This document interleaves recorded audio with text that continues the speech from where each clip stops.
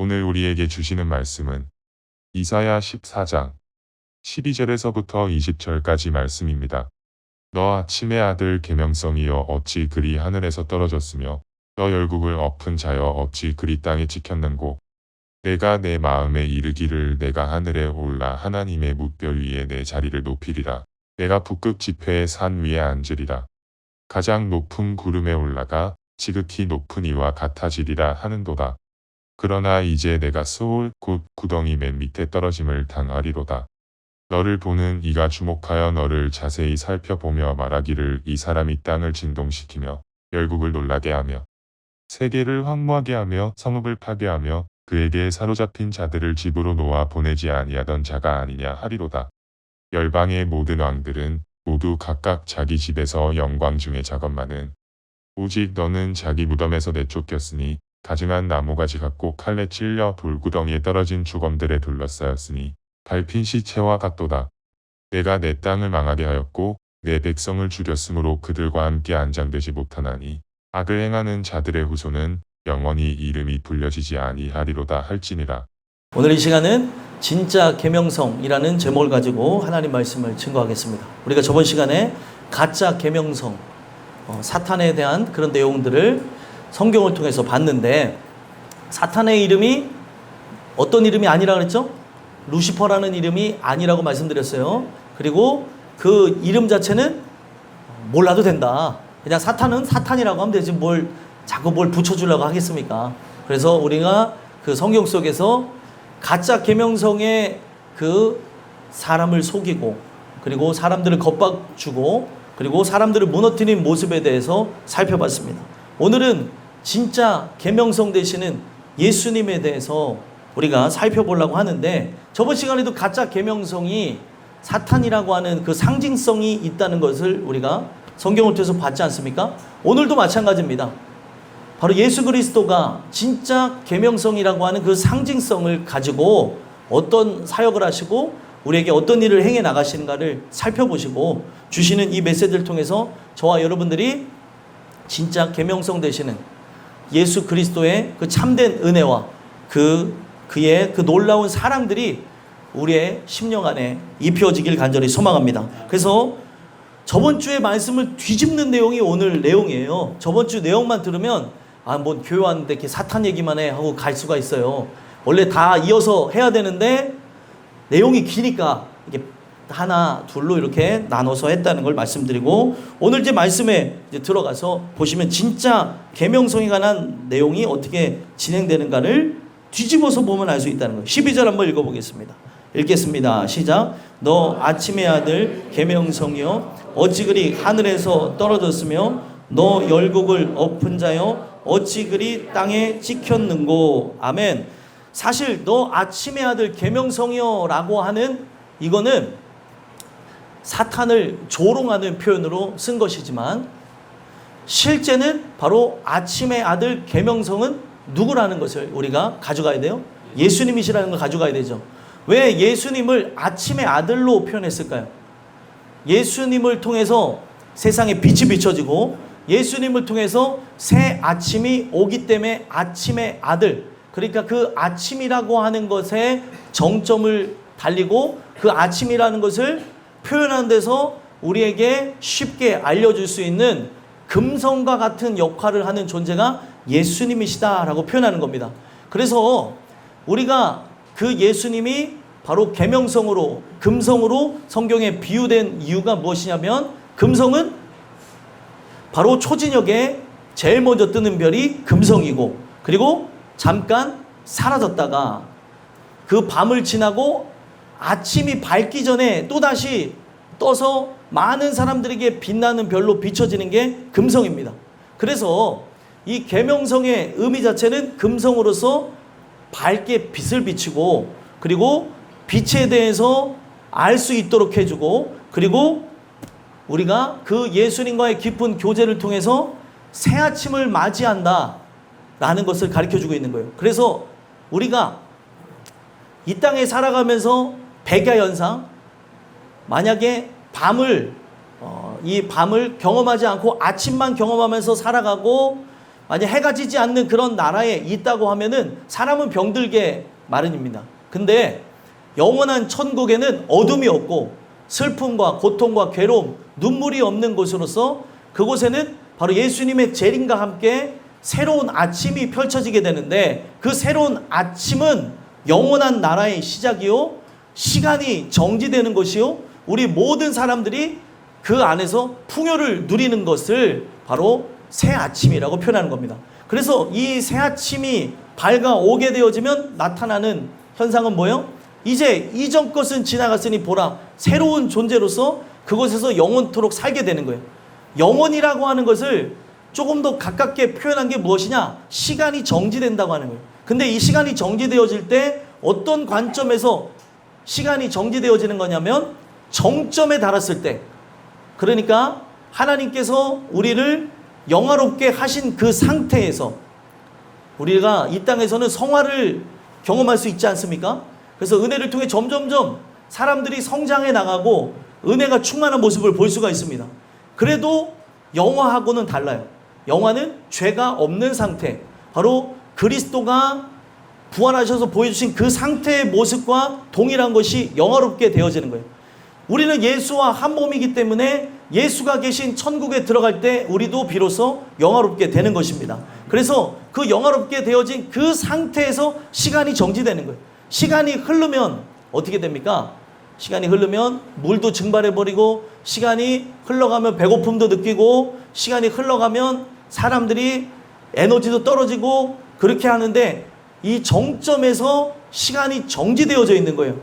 영화롭게 된 상태에서. 그러니까 어떻게 해요? 거기는 행복밖에 없고 감사밖에 없고 기쁨밖에 없습니다. 요즘에 뭐 천국을 이상하게 표현하는 막 드라마가 유행한다고 해서 제가 그것을 짧게 편집한 영상을 봤더니 거기에는 불교도 들어가 있고 힌두교도 들어가 있고 기독교도 들어가서 온갖 잡탕찌개를 만들어 놨어요. 잡탕찌개가 잘 넣으면 맛있지만 여러분들 잘 만든 요리보다 못합니다. 그래서 이 잡탕찌개로 천국을 만들었는데 제가 말씀드렸듯이 성경이 말하는 천국을 만들어 놓은 게 아니라 극락의 세계를 만들었는데 거기도 바로 슬픔이 있고 애환이 있고 한이 있는 걸 보게 되면서 가짜라는 게 증명이 되는 거예요. 오늘날 우리가 바로 알아야 되는 게 그런 잘못된 문화에 의해서 천국에 대해서 우리가 잘못된 시각을 가질 수가 있다는 것을 가르쳐 드리는 겁니다. 오늘 우리가 천국이라고 하는 그곳에 들어갔다고 하면은 영원토록 주님과 찬양하고 그리고 기뻐하고 예배하고 정말 주님과 함께 우리가 세세토록 우리에게 주신 영생을 누리는 곳이 천국입니다. 근데 여러분들 생각해 보세요. 제가 농담 반 진담 반 얘기하는데 이렇게 예배 드리기를 싫어하는데 천국 들어갈 수 있겠냐는 거예요. 예배 드리기를 좋아하는 사람들이 천국 갔을 때 거기서도 여러분들 생각해 보세요. 그래도 그런 마음을 주님이 제거하시겠죠 라고 할 수도 있겠지만 우리가 그곳에 들어가게 되면 기쁨과 감사가 계속 되어지는데 이 예배가 끊임없는 곳이에요. 그래서 만약에 그런 곳이 싫다고 하면 내가 정말 이 땅을 살아가면서 쾌락을 느끼기도 하고 어떤 나의 그런 이 정욕적인 것도 느끼고 싶으면 다른 곳에 가시면 돼요. 지옥 가면 됩니다. 지옥. 그 지옥에 가면 거기서 영원토록 슬피 울며 이를 갈면서 불못에 들어가서 계시면 되는 거예요. 천국은 주님과 함께 그곳을 우리가 영원토록 다스리며 하나님을 영화롭게 하는 장소, 찬양하고 영광 돌린 장소가 천국인 걸 고백하셨으면 좋겠습니다. 그래서 오늘날 그 새 아침을 누굴 통해서 주시겠다는 거예요. 예수의 재림을 통해서 주신다는 거죠. 그래서 금성 자체가 바로 초저녁에 떴다가 사라지고 그리고 새벽녘에 다시 눈앞에 비춰지는 별이라고 말씀드렸잖아요.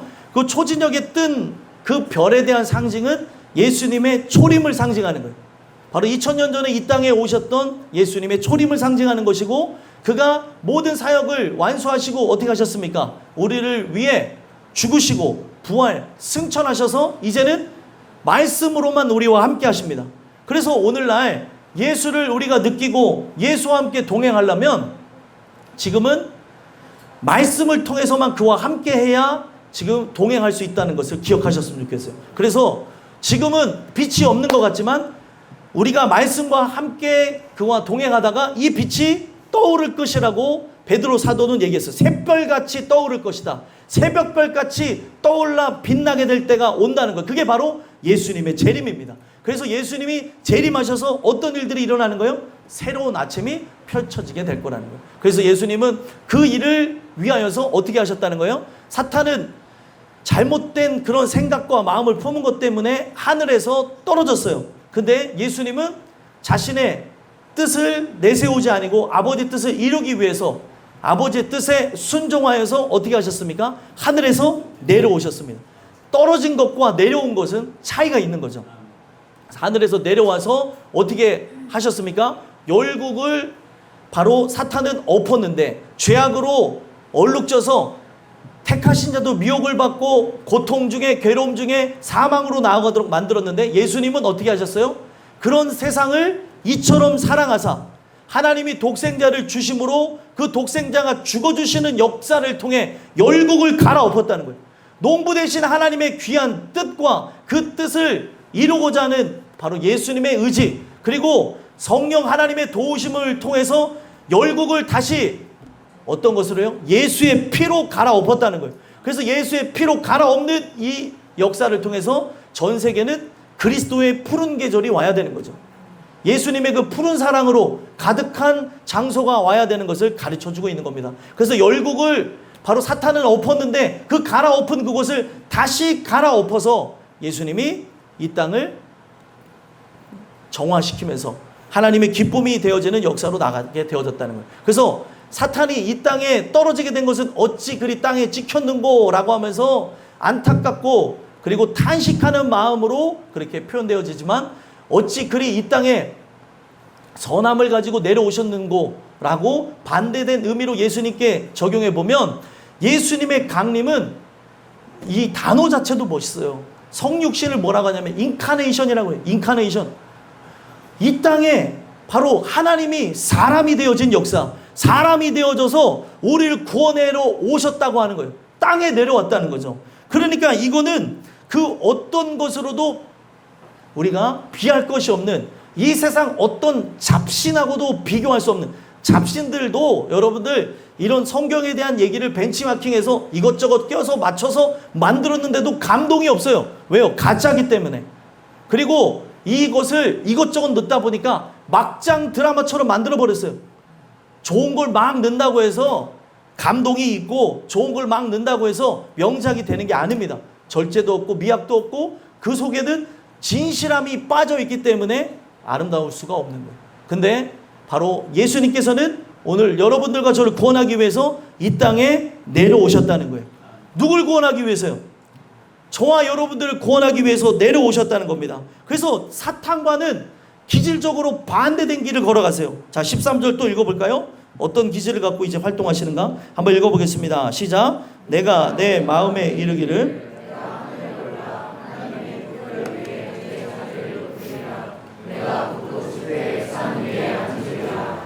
아멘. 여기 보면 내가 내 마음에 이르기를 내가 하늘에 올라. 이건 사탄이 품었던 마음이에요. 이 품었던 마음 때문에 땅에 떨어졌습니다. 그렇죠? 근데 예수님의 마음에 품었던 건 뭐예요? 빌립보서 2장에 보게 되면 모든 성도들이 품어야 될 마음으로 너희 안에 이 마음을 품으라. 곧 그리스도 예수의 마음이니. 그게 원어로 보면 곧 그리스도 예수가 품으셨던 그 생각을 가져라 라고 얘기하는 거예요. 예수가 품으셨던 그 생각이 무엇입니까? 바로 하나님과 동등됨을 여기지 아니하시고 이 땅 가운데 그 아버지의 뜻을 따라서 종의 형체를 입고 왔다는 거예요. 종의 형체. 바로 이 땅 가운데 죄악의 종로를 타고 멸망으로 나갈 수밖에 없는 사람의 몸을 입고 오셔서 바로 사람보다 낮은 개체 죽기까지 복종해 주시는 그 역사를 통해 그 십자가의 죽으심으로 말미암아 저와 여러분들을 구원해 내셨다는 거예요. 그래서 이게 왜 은혜가 되는 겁니까? 사탄은 하늘에 올라가려고 자기를 높이려고 했는데 예수님은 어떻게 하셨어요? 이 땅에 가장 낮은 곳으로 내려오셨다는 거예요. 하늘에 올라갈 때 사탄은, 예수님은 내려오시는 거죠. 그리고 하나님의 무별 위에 내 자리를 높이리라 사탄이 그랬다고 한다면 바로 예수님은 어떻게 하셨어요? 하늘 보좌를 우리 버리고 이 땅 가운데 저와 여러분들을 구원하기 위해서 오셨다는 거예요. 우리가 이것이 관념이 아니라 인간적인 그런 지식이 아니라 은혜를 통해 그가 나를 위해 오신 것이 느껴지고 체험되게 되어지면 여러분들한테 울지 말라고 해도 눈물이 나고 감격이 찾아오게 되고, 나라고 하는 존재가 나를 위해 이기적으로 살아가는 것이 아니라 나를 위해 죽으신 그의 인자하심, 그 인자하심 때문에 나의 생명도 드릴 수 있게 되는 겁니다. 사람들은 자기의 생명이 되게 중요하다고 생각하죠. 근데 성경은 내 생명보다 인자하심이 귀하다고 얘기한다니까요. 우리가 그것을 알게 되어지면 나의 생명도 조금도 아낌없이 내어드리는 이 역사를 통해 하나님의 놀라운 일을 이룬다는 거예요. 죽어져야, 그 미랄이 땅에 떨어도 죽어져야 30배, 60배, 100배의 결실을 맺는 것이지, 죽고자 하는 마음이 없는데 어떻게 생명이 살아날 수 있냐는 거예요. 오늘날 이 마지막 시대에 나타나는 현상은 무엇이에요? 죽고자 하는 자들이 없어요. 다 편안하게 안락하게 뭐 예배도 집에서 누워서 보는 거예요. 네? 예배를 드려야 되는데 예배를 보고 있죠. 그러니까 여기서 늘 예배를 보았던 것이 집에서도 예배를 보는 거예요. 만약에 여러분들이 이 전이 멀어서, 이 성전이 멀어서 나올 수 없다면 그 동일한 마음을 갖고 바로 여러분들의 핸드폰 앞에, TV 앞에 우리가 이 실시간 영상을 내보내고 있어요. 그렇게 그걸 틀어서 예배를 드리시면 그곳에서 동일한 예배가 진행될 것이라 믿습니다. 먼 곳에서 하니까 어쩔 수가 없죠. 근데 항상 어떤 마음을 가져야 돼요? 다니엘의 세 친구가 성전을 향해 예배를 드렸을 때 이 성전 중심으로 삶을 살아가야 된다는 겁니다. 사탄은 자기의 자리를 높이려고 바로 북극 지폐의 산 위에 바로 하늘 보좌에까지 다다르려고 했었습니다. 그러나 예수님은 우리를 구원하기 위해서 보좌를 버리고 이 땅에 오셨다는 거예요. 그래서 이어서 14절 보면 뭐라고 합니까? 한번 읽어보겠습니다. 시작. 가장 높은 구름에 올라가 지극히 높은 이와 같아지리라 하는도다. 아멘. 가장 높은 구름에 올라가려고 하는 이유가 뭐예요? 거기에 뭐가 있어요? 하나님의 보좌가 있죠. 하나님의 보좌를 뭘로 가려놨다 그랬어요? 구름으로 가려놨다 그랬죠. 근데 그곳에 이 사탄이 올라가려고 했던 이유는 자기가 바로 예수님의 자리에 앉고 자기가 왕노릇하고 자기가 진짜 가짜 계명성으로서 사람들을 현혹시키는 그 일을 하고 하나님의 자리에 오르려고 했다는 것을 보게 되어진다. 근데 사탄은 그런 생각을 가질 때, 그래서 사탄인 거예요, 여러분들. 우리 하나님의 아들 예수님은 그렇게 자기를 높이려고 하는 것이 아니라 자기를 낮췄죠. 나보다도 낮은 계체로 이 땅 가운데 오셨다는 거예요. 여러분들, 우리가 세족식의 그 기원이 예수님이 제자들을 발 닦아준 사건에서 이것이 나오게 되지 않았습니까? 근데 그 발을 닦아준 의미가 무엇이에요, 여러분들? 이 베드로는, 우리 베드로는 안 그런데 그 성경에 나온 베드로는 좀 과해요. 성경에 나온 베드로는 뭐예요? 막 발 닦아주니까 뭐라고 합니까? 아, 예수님 저 목욕시켜달라고. 아, 좀 그렇지 않아요? 네? 목욕시켜달라고 할 때 예수님이 뭐라고 하셨어요? 이미 목욕한 자는 그렇게 할 필요가 없다고 얘기하죠. 왜 발을 닦아주신 것 같습니까?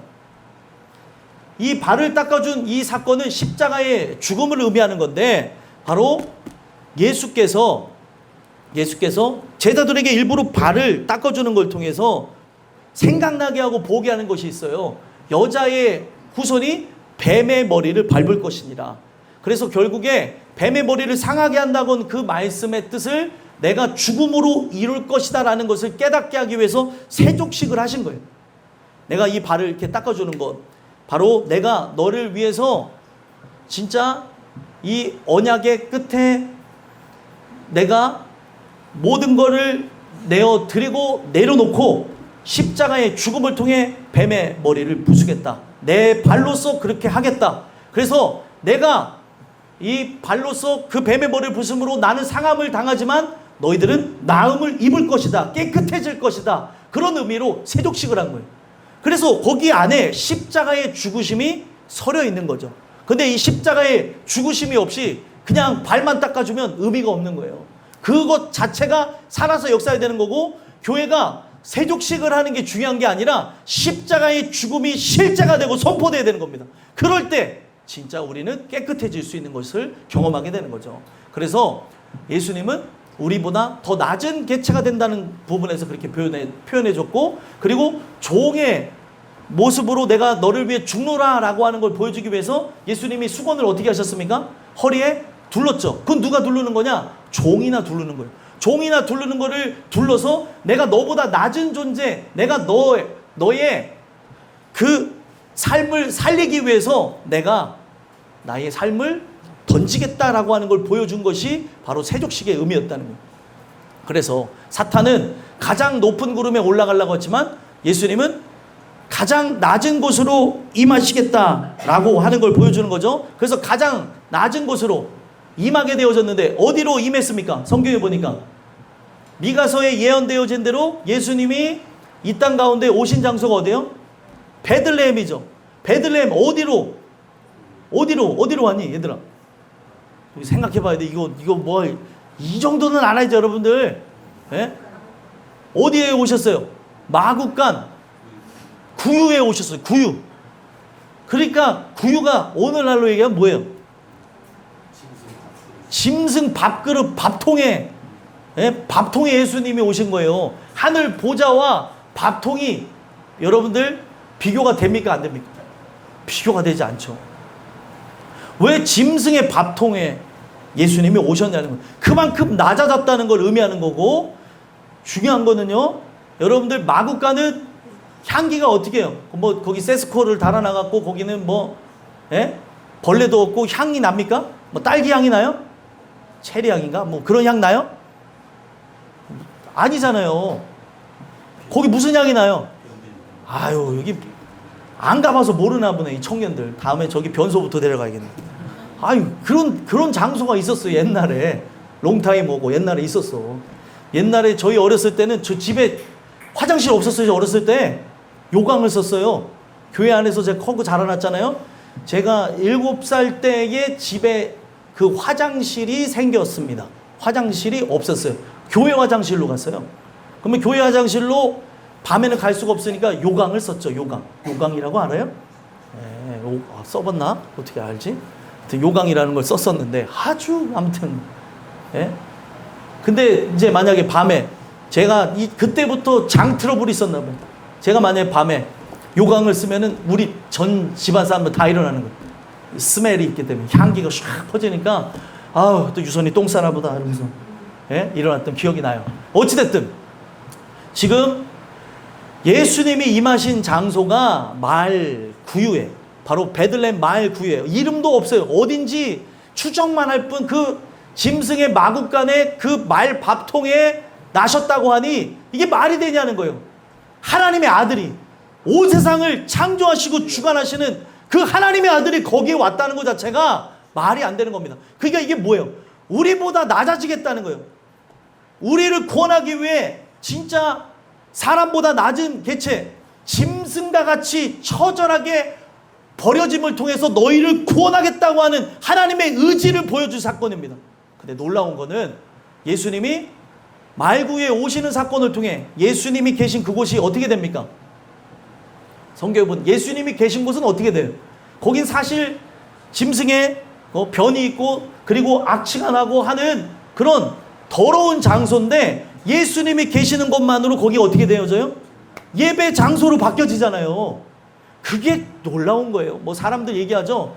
예수님이 진짜 뭐 동방박사를 만났을 때 컸을 것이다, 작았을 것이다, 뭐 그런 거 의미 없어요. 오늘날 진짜로 예수님이 계신 곳이 어떻게 되는 거예요? 동방박사들이 와서 그 3가지 예물을 드렸듯이 그곳이 예배를 받으시는 장소가 됐다는 거예요. 그래서 이게 제일 중요한 겁니다. 오늘도 세상이 볼 때 나는 짐승과 같고 그리고 거라사 광희같이 미친 광희처럼 비춰질 수 있고 나라고 하는 존재가 악취가 나고 나라고 하는 존재가 가망이 없는 존재인 것 같을지라도 주님은 오늘 나를 사랑해서 오신다는 겁니다. 그래서 그 마음 땅에 오시면 어떻게 되는 거예요? 그곳이 예배 장소로 바뀌어지는 거죠. 오늘날 나에게 오셔야 되는 이유가 바로 그런 장소예요. 그래서 바로 누구에게 주님이 임하신다는 걸 알 수 있어요? 예수님이 태어나신 곳이 어디예요? 베들레헴이죠. 베들레헴의 이름의 뜻이 제가 뭐라 그랬어요? 떡집 혹은 우리나라 말로는 떡집이지만 외국 말로는 빵집이에요. 빵집. 빵을 구워내는 그런 집이라는 거예요. 근데 그 빵집, 그 성경이 말하는 빵이라고 하는 게 말씀을 상징하는 건데 그 빵집에 빵이 있어요, 없어요? 예? 있어요, 없어요, 여러분들? 없으니까 그곳에 오는 거예요. 양식이 없는 거예요.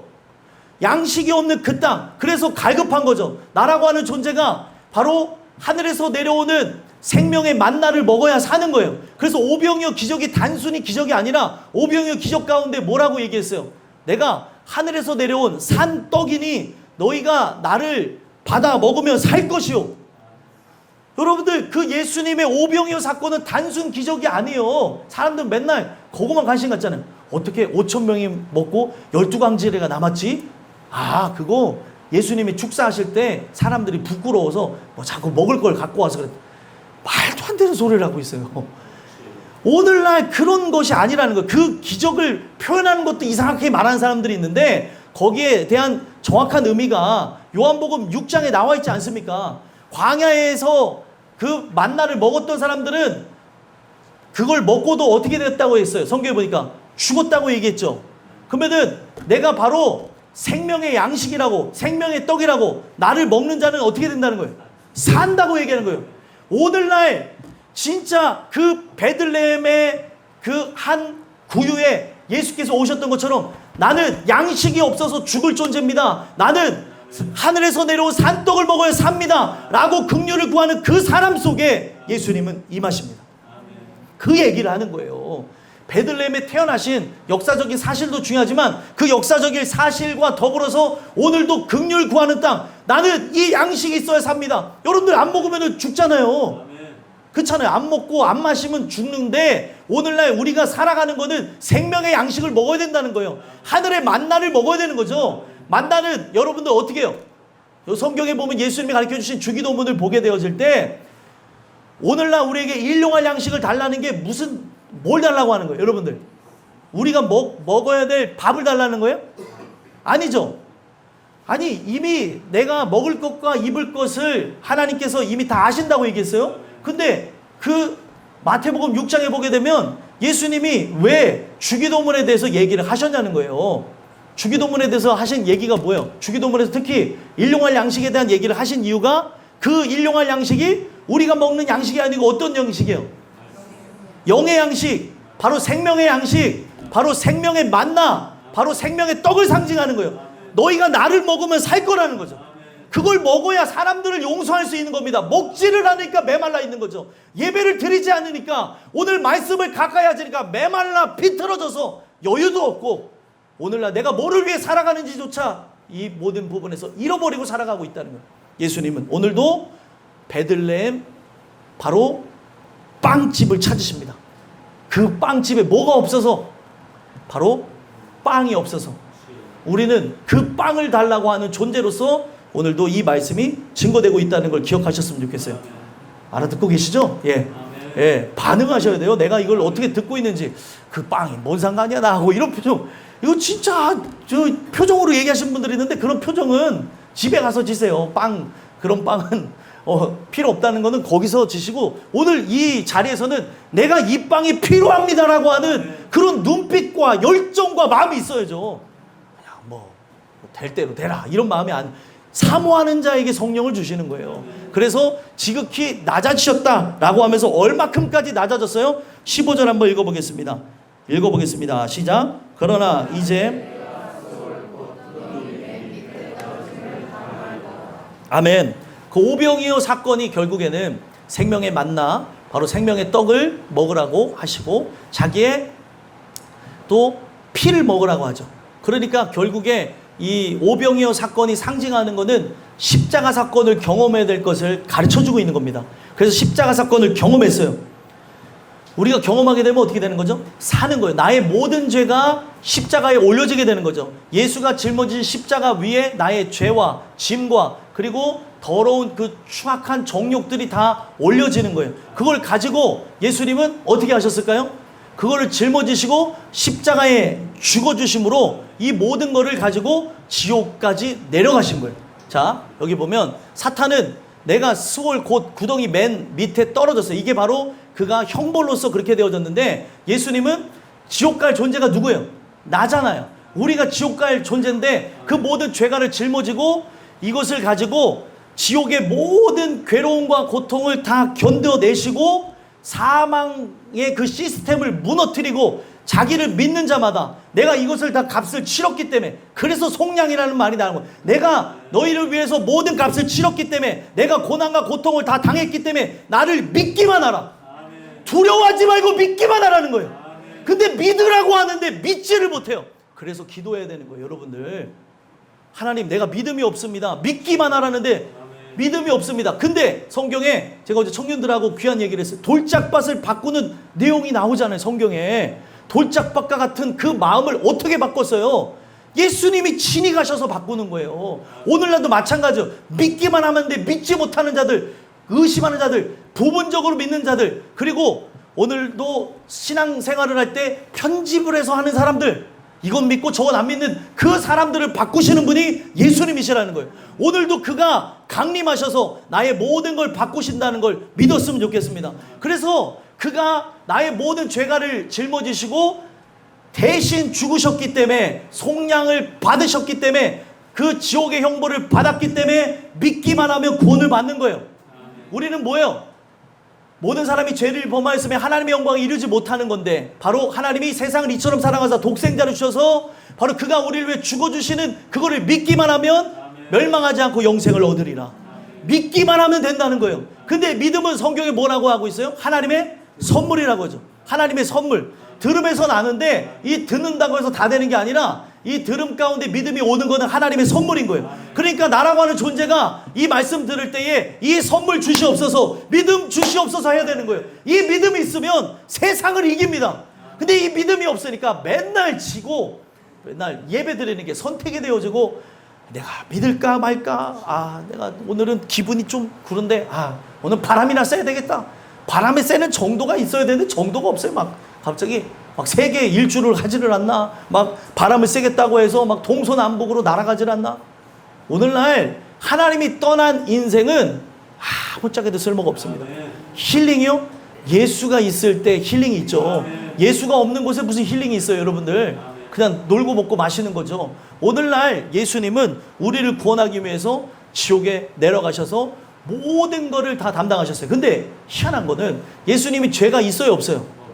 죄가 없으신 그런 분이 결국에 사람의 몸으로 와서, 그러니까 사람은 사실은 그가 세우는 이 십자가의 그 능력이 아니고서는 사람은 다 하나님의 영광에 이룰 수 없는 것을 예고된 십자가, 그리고 이루신 십자가를 통해서 사람들의 모든 그 인생을 다 죄의 삭슨 사망으로 나가지 아니하고, 그가 사망 권세를 다 받으시고 이기는 걸 통해 천국 갈 수 있는 길을 열었다는 거예요. 그래서 여러분들 뭐 사도신경에 대해서 막 사람들이 어떤 데는 사도신경이 뭐 카톨릭도 하니까 하지 말아야 된다, 뭐 한다, 뭐 평가가 그런데, 뭐 신경이라고 사도신조라고도 하는 사람들도 있고, 그런데 사도들이 외웠던 거예요. 그래서 이걸 절대시할 것은 없지만 이 안에 얼마나 기독교의 보수적인 진리가 들어가 있는지는 알고 있어야 된다는 거죠. 하고 안 하고, 안 한다고 해서 뭐 지옥 가는 건 아닌데 그 의미를 알아야 된다는 거예요. 근데 우리나라가 이걸 번역하는 과정에서 빌라도에게 고난을 받으사라고 하고 잘못 해석을 한 것 때문에 사람들이 이걸 보니까 왜 예수님이 유대인들에게 고난받았고 나 때문에 죽으신 건데 왜 빌라도에게 고난을 받았어? 이것 때문에 이 사도신경을 외우지 않는다고 하는 분들이 있어요. 그러니까 저는 그런 분들한테, 사도신경을 하는 교회 안 간다고 하는 사람들한테 좀 얘기하고 싶은 게, 좀 역사를 찾아보고 그것을 믿을까 믿지 말까, 이것이 맞는가 좀 생각 좀 했으면 좋겠어요. 그냥 그것을 어디서 들었는지 유튜브 아무거나 보시면 안 돼요. 그래서 유튜브에서 막 아무거나 봤는데 사도신경 하는 교회를 가지 말라 그랬대요. 무식해가지고. 왜 제가 무식하다고 하는지 아세요? 그게 번역 과정 속에서 한국어로 번역할 때 이게 번역이 잘못되어져서 그런 거예요. 빌라도 시대라고 원래는 그렇게 되어졌어요. 원어는 빌라도 시대에 예수님께서 고난을 받으셨다. 그 과거에 그 시제를 넣는 그 개념이 있었기 때문에 이게 어느 시대다 그 말하던 습관에 의해서 그 사도신조가 이렇게 만들어졌었던 건데, 그거를 빌라도에게 고난을 받았다고 하니까 문자적으로 보는 사람들은 야, 빌라도에게 고난 받는 거 잘못된 거잖아, 이렇게 해서 사도신경을 또 외우지 않게 되는 사람들이 있었다는 거예요. 그리고 거기에 또 동정녀 말이에요. 예수님의 어머니가 나중에 결혼해서 자녀를 낳는데 무슨 동료, 그때 시제가 그렇다고요.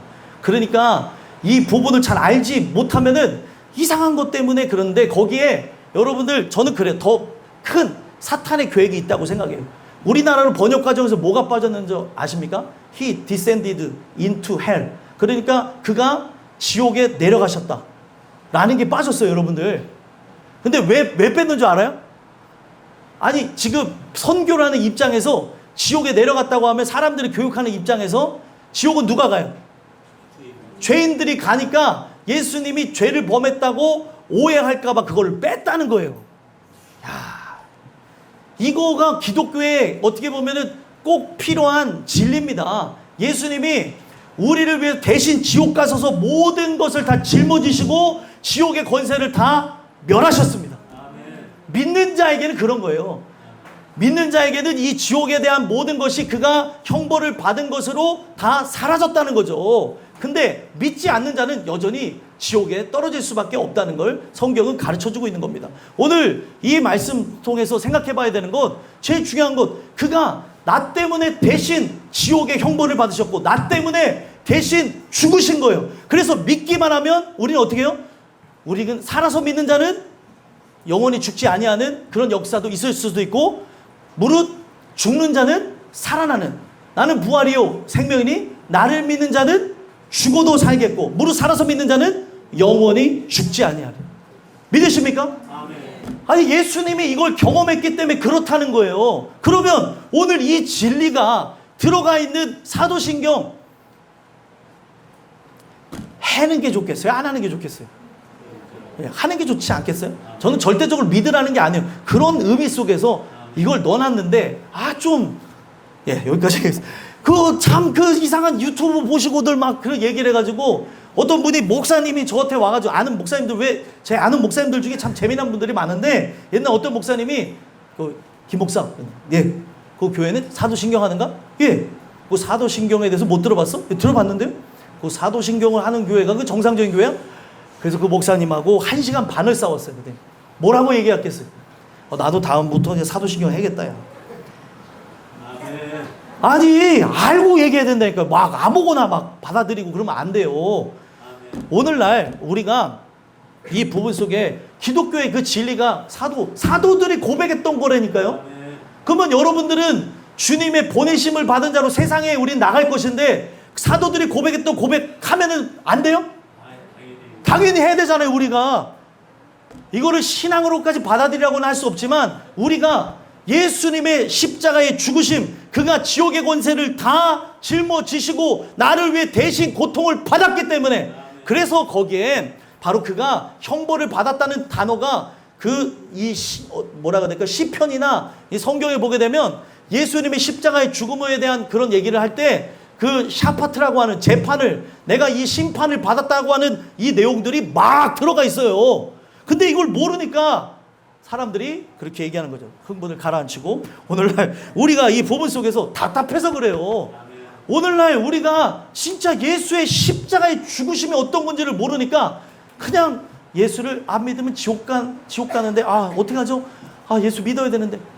내가 이게 얼마나 큰 문제인 줄 알고 기도해, 금식하면서 기도해야 된다니까요.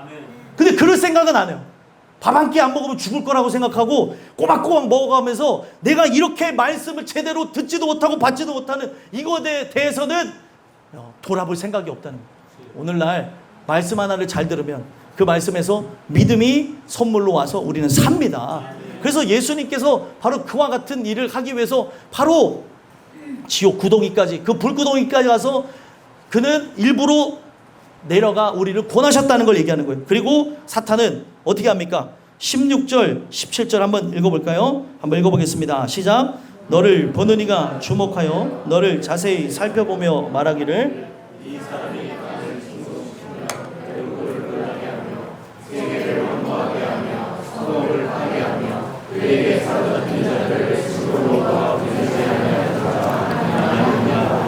아멘. 여기 보면 사탄을 향하여서 뭐라고 얘기해요? 16절을 돌아가서 보면 너를 보는 이가 주목하여 너를 자세히 살펴보며 말하기를.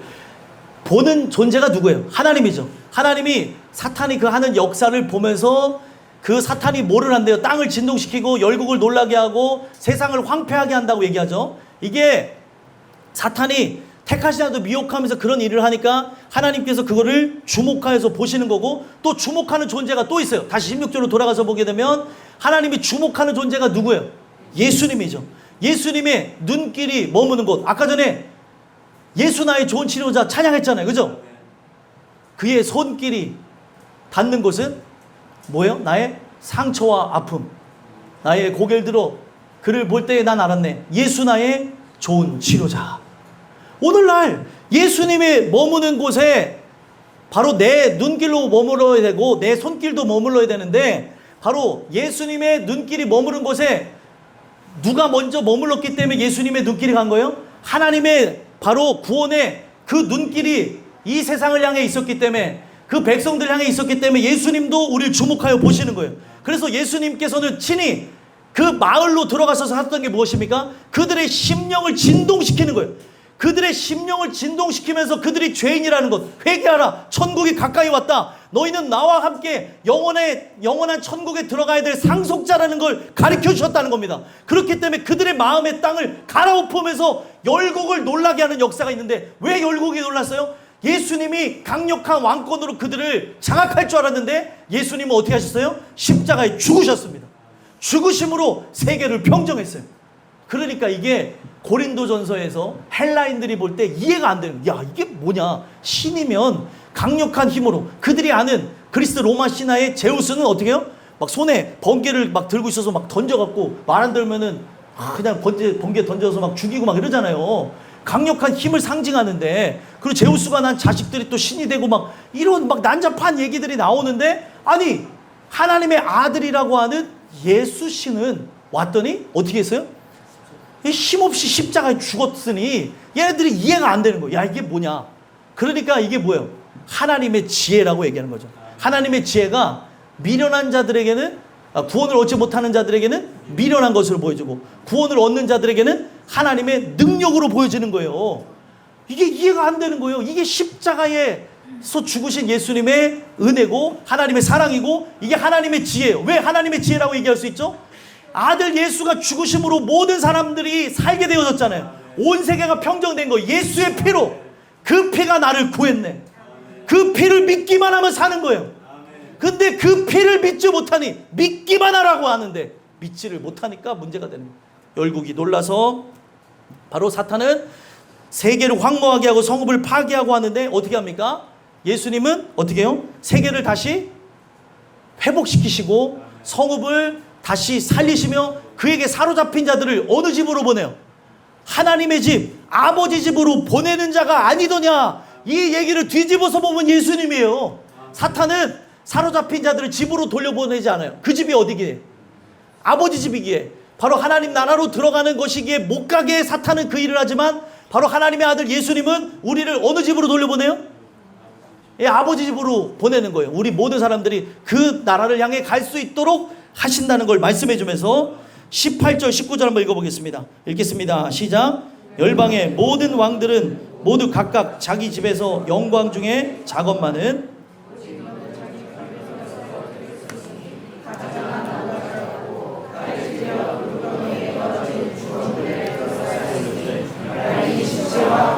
아멘. 열방의 모든 왕들은 어떻게 됐대요? 모두 각각 자기 집에서 잔대요. 사탄이 활동할 때도 바로 그들이 갖고 있는 그 영향력을 토대로 해서 하나님 앞에 대항할 수 없었기에 가만히 있었고, 또 이들 또한은 예수님이 활동할 때도 이들은 자기가 그 능력의 권한에 침범할 수가 없어서 바로 모든 사람들을 구원할 수 있는 유일한 능력은 하나님의 아들 예수밖에 없기 때문에 이들은 잠을 자고 잠잠하게 있을 수밖에 없는 거예요. 그 능력에 평정되어진 상태를 의미하는 거죠. 그런데 예수님은 어떻게 되어졌대요? 먼저 사탄부터 살펴보면 19절에 오직 너는 자기 무덤에서 쫓겨났대요. 자기 무덤이 어디예요? 스월, 지옥, 바로 불못이죠. 근데 거기 들어가야 되는데 쫓겨났어요. 왜요? 지금 이 땅 가운데서 하나님이 정하신 날까지 사탄은 자기의 몫을 하는 거예요. 악으로서 택하신 자도 미혹하고 오늘날 많은 사람들이 지옥불에 끌고 들어가는, 자기 무덤에도 못 들어가요. 무덤에도 못 들어가고 나중에 그 무덤에 들어갔을 때 좋아요, 나빠요? 나쁘죠. 예? 그 무덤이 지옥인데. 그래서 지금 열심히 활동하는 거예요. 하나님을 대항하면서, 하나님의 마음을 찢으면서 사탄은 그렇게 활동하는데, 예수님은 자기 무덤에서 나오셨어요. 자기 발로 나오셨어요. 어떻게 자기 무덤에서 나오셨죠? 예수님은 죽으시고 부활하셨잖아요. 그래서 자기 무덤에서 나와서 어떻게 했습니까? 온 세계에, 여기 보면은 그 다니엘서의 2장과 4장에 보게 되면 뭐가 나옵니까? 2장과 4장에 보게 되면 바로 2장에는 신상이 나오죠. 큰 신상에 대한 게 나오고, 4장에는 큰 나무에 가는 게 나와요. 이 큰 나무에 관한 그 환상을 바로 느부갓네살이 보게 되는 거죠. 그 느부갓네살이 본 것을 다니엘이 받은 지혜를 갖고 풀어낼 때 온 세상에 깃드는 큰 나무가 누구예요? 예수님이에요. 예수님. 그 부분 속에서 예고된 바와 같이 이 말씀 속에서 알 수 있는 게 무엇이에요? 사탄은 가증한 나무가지, 앙상한 가지, 열매가 없고 이 허수밖에 없는 가짜이지만, 바로 예수님은 참된 나무로서 참새와 모든 각종 새들과 들짐승들이 와가서 거기에 깃들고 우거할 수 있는 바로 아름다운 나무가 되어 주신다는 거예요. 그래서 그 나무에는 아름다운 열매, 하나님이 원하시는 믿음의 열매, 성령의 열매, 바로 소망의 열매, 사랑의 열매들이 주렁주렁 맺힐 것을 역으로 보여주시고, 사탄을 칼에 찔려 돌구덩이에 떨어진 죽음들에 둘러싸여서 밟힌 시체같이 거기에서 발을 밟히면서 결국에 그 언약에 의해서 발에 밟혀 바로 예수님의 그 십자가의 죽음에 밟혀서 살았으나 죽은 죄로 나가는 것이고, 그를 믿는 자도 지금은 살아있지만 죽은 죄로 결국에 멸망으로 나갈 것을 얘기합니다. 근데 반대로 예수님은 어떻게 해요? 뭐에 찔리셨어요? 마지막에 창에 찔렸죠. 왜 예수님은 창에 찔렸습니까? 의도적이에요. 이게 우리가 아는 출애굽기 12장, 13장의 내용을 이렇게 보시면은 11, 12, 13장을 보세요. 집에 가서 보게 되면 뭐가 나옵니까? 유월절 사건이 나와요. 그 유월절 사건 속에서 바로 유월절에 어린 양을 어떻게 하라고 얘기해요? 뼈를 꺾지 말라고 얘기해요. 그 뼈를 꺾지 말라고 하는 걸 이루기 위해서 죽었나 살았나 확인하기 위해 로마 병정이 한 게 무엇이에요? 창으로 예수님의 옆구리를 찔른 거예요. 예수님의 옆구리를 찔렀을 때 뭐가 쏟아져 나왔습니까? 피와 물이 막 쏟아져 나왔어요. 물과 피를 막 쏟아내시면서 예수님이 돌아가셨음을 확인하게 됩니다. 그럼 왜 찔러봤을까요? 돌아가셨는가 안 돌아가셨는가 확인하기 위해서인데, 보통 사람들은 지금 살아있어서 다리를 꺾었어요. 근데 예수님은 그 전날에 받은 우리를 위해 질고와 고통과 환난과 그 채찍을 맞으시는 걸 통해 피를 많이 쏟으셨기 때문에 일찌감치 부름을 받게 된 거예요. 하나님 앞에.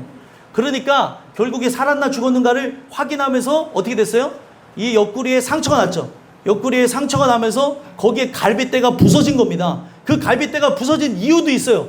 그 갈빗대가 부서진 거는 지금 갈빗대로 만들어진 여러분들이 들어갈 자리가 되는 거예요. 내가 그곳에 들어가서 하나가 되는 거죠. 바로 아담의 몸에서 누가 나왔어요? 하와가 나왔듯이 둘째 아담 몸에서 누가 나왔다는 거예요. 내가 나왔다는 걸 가르쳐주는 사건이라는 걸 가르쳐주시는 겁니다. 그러면서 결국에 예수님의 다리는 꺾지 않았어요. 바로 예수님이 우리를 위해 죽어주시는 완벽한 어린 양, 유월절 어린 양이 되어주셨다는 것을 보여주는 거라는 거예요. 그래서 오늘날 여러분들이 은혜를 받는다는 건 뭐예요? 예수의 몸 안으로 들어가는 거예요. 그의 말이 내 안에 거하고 내가 그의 안에 거하는 그 참된 역사, 십자가의 그 역사를 실제로 경험하는 거예요. 그래서 예수님이 십자가 달려 죽으실 때 나도 죽고 그가 살아나실 때 나도 살아나는 거예요. 오늘날 그걸 경험하라고 지금 이 말씀들을 주고 있는 겁니다. 그렇기 때문에 바로 사탄과 함께 했던 사람, 사탄은 밟힌 시체와 같지만 우리는 뭐예요? 우리는 살아있는 자, 바로 예수님께서 그 부활하심으로 살아있는 존재가 됐듯이 우리는 새로운 피조물이 되는 것을 성경을 통해서 역으로 보여주고 있는 겁니다. 그래서 오늘날 이 말씀 속에서 예수님이 결국에 이걸 통해서 뭘 이루셨는가? 마지막 20절을 보시면 한번 읽어보겠습니다. 읽겠습니다. 시작. 내가 내 땅을 망하게 하였고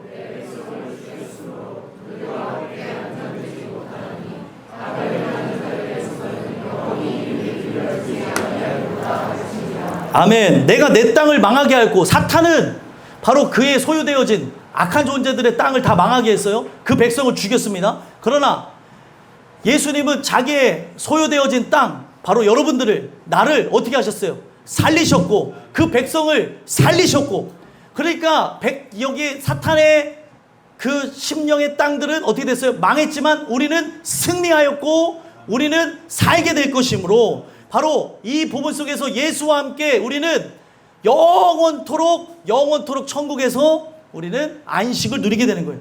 사탄은 함께 안장되지 못해요. 막 슬피우며 이를갈미 있고 원수 사탄을 막 미워하면서 영원토록 영벌에 들어가지만, 우리는 영원토록 누구에게 감사해요? 예수님께 감사하고 하나님께 감사하고 성령의 그 도우심을 찬양하면서 우리는 영원한 안식을 예수와 함께 경험한다는 거예요. 그래서 사탄은 악을 행하는 자들의 그 후손과 그 이름이 부르지지 아니하고 멸망하지만, 바로 오늘도 주의 은혜를 통해서 선을 행하는 자, 오늘도 그 십자가의 그 능력을 경험하기를 소망하는 바로 여러분들은 영원히 이름이 불려져 생명책에 기록될 줄 믿습니다. 오늘 이 말씀이 결국에 진짜 계명성이 하는 이야기예요. 오늘 이 계명성 되시는 예수님을 만났다고 한다면 이 내용들이 막 제가 설교할 때 이 심박수를 재보고 싶을 때가 있어요. 막 가슴이 팍팍팍 뛰어요. 막. 왜냐면 성격이 이상해서 그런 게 아니라, 성격이 이상해서 그런 게 아니라 너무 설레고 너무 기쁘고 감사하고, 또 이 안에서 막 탄식이 막 나타날 때가 있어요. 주님의 마음이 내 마음에 투영되어질 때 아프고 괴롭고 막 속상할 때가 있어요. 오늘 이 메시지를 여러분들에게 드리는 이유는 바로 하나님이 여러분들을 사랑하기 때문에 저를 통해 주시는 거죠. 그래서 이걸 잘 받으심으로 여러분들과 저는 진짜 계명성 되시는 예수님의 재림이 얼마 안 남았습니다. 우리 대에 오실 수도 있잖아요. 그죠? 항상 그 재림을 대망하는 성도로서 내 모습이 오늘 하나님이 사랑하시는 참된 예배자로 살아가고 있는가? 오늘도 십자가의 구속의 은혜를 경험한 자답게 살아가고 있는가? 돌아다 보셔서 나를 위한 삶, 지옥을 말로만 두려워한다고 살아가는 게 아니라 진짜 지옥을 두려워하고 천국을 소망하고 예수를 사랑하는 자답게 예배를 사랑하고 말씀을 사랑하고 기도하며 살아가는 주님의 귀한 권속들이 되시기를 주 예수 그리스도의 간절히 소망합니다. 기도하겠습니다.